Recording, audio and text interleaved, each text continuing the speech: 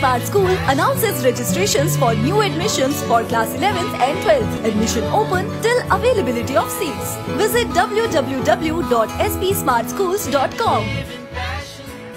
Jammu Kashmir school शिक्षा board ने academic session 2020-21 की 11वीं और 12वीं कक्षा की परीक्षाओं को रद्द कर दिया है। केंद्र शासित प्रदेश में एकेडमिक सेशन 2020-21 में रेगुलर और प्राइवेट विद्यार्थियों की फाइनल परीक्षाओं को रद्द करने के आदेश दे दिए गए हैं। जम्मू कश्मीर के उपराज्यपाल मनोज सिन्हा ने ट्वीट कर ये जानकारी दी। कोरोना से उपजे हालात के बीच विद्यार्थियों की सुरक्षा को देखते हुए सरकार ने 11वीं और 12वीं कक्षा की फाइनल परीक्षा को रद्द करने का फैसला लिया है। Jammu power distribution corporation limited ने जम्मू के लोगों से शाम 7 बजे से रात 11 बजे तक बिजली उपकरणों का कम से कम इस्तेमाल करने की अपील करते हुए कहा कि इस समय के दौरान बिजली ढांचे पर लोड काफी बढ़ जाता है, लिहाजा जनता भी सहयोग करे। JPDCL ने कहा कि इस समय अवधि के दौरान एयर कंडीशनर का इस्तेमाल ना करें और जिन बिजली उपकरणों की जरूरत ना हो उन्हें बंद रखें। जम्मू में बिजली की खपत पिछले साल की तुलना में 10% बढ़ी है। श्रीनगर और जम्मू के बाद बनिहाल में अत्याधुनिक डॉपलर रडार सिस्टम स्थापित किया जाएगा। इसके लिए पहाड़ी पर बनिहाल टॉप स्थल को चिन्हित किया गया है। इसमें सिविल वर्क और दूसरे कार्य जल्द शुरू किए जाएंगे।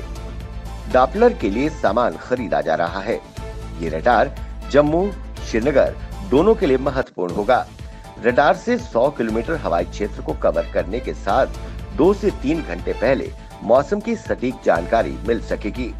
भारी बारिश, आंधी, भूस्खलन, बाढ़, बादल फटने जैसी महत्वपूर्ण जानकारियां पहले मिलने से आपात प्रबंधन को मजबूत बनाने में मदद मिलेगी। यूटी जम्मू कश्मीर के उपराज्यपाल मनोज सिन्हा ने बुधवार को श्रीनगर के खुनमो इलाके में DRDO के 500 बेड वाले कोविड अस्पताल का उद्घाटन किया। जम्मू में 500 बिस्तरों वाले कोविड अस्पताल को बनाने के बाद DRDO ने श्रीनगर में केवल 17 दिन में एक और अस्पताल पूरा किया है।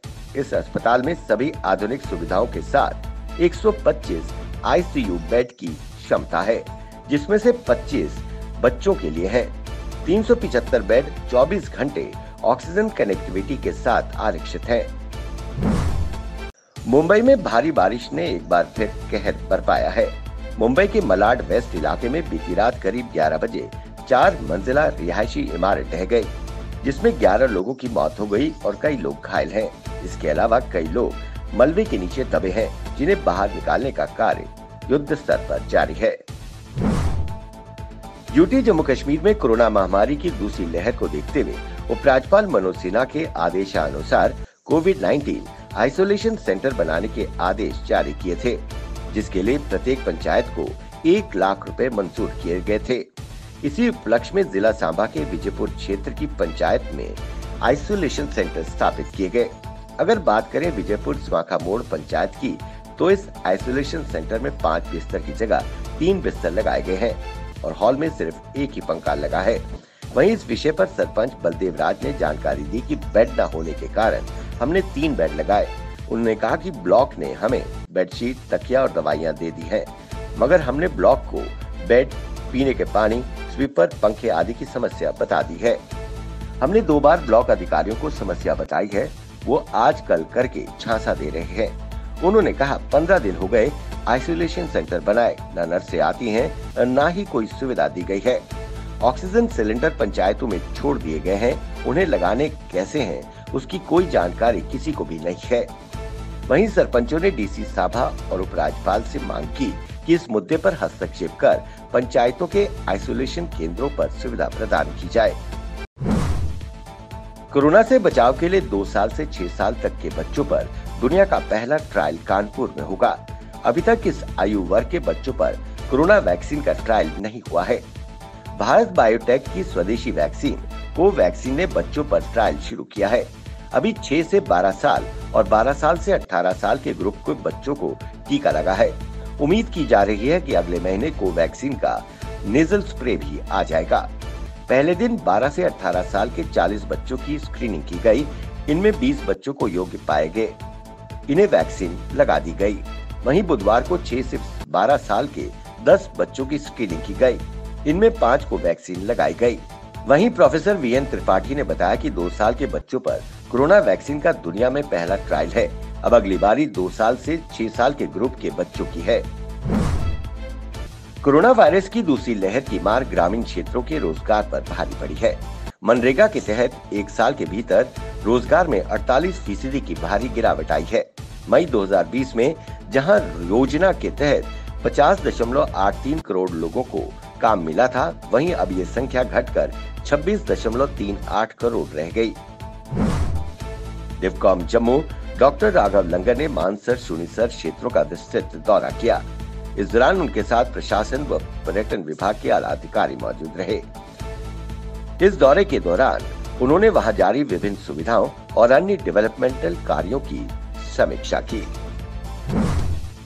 संघर्ष विराम समझौते पर अमल की हामी भरने के बाद नियंत्रण रेखा LOC और इंटरनेशनल बॉर्डर पर 3.5 महीने से भले ही पूरी तरह शांति बनी हो, लेकिन पाकिस्तान के इरादे नेक नजर नहीं आते। POK में करीब 3.5 दर्जन आतंकी घुसपैठ के लिए तैयार बैठे हैं। साथ ही कश्मीर के भीतर आतंकवादियों की भर्ती से पता चलता है कि पाकिस्तानी सेना और ISI कश्मीर के भीतरी इलाकों में भी स्थानीय आतंकियों की भर्ती बढ़ा रहा है। इसलिए अगले 3 महीने के दौरान आतंकी हिंसा में बढ़ोतरी की आशंका जताई जा रही है।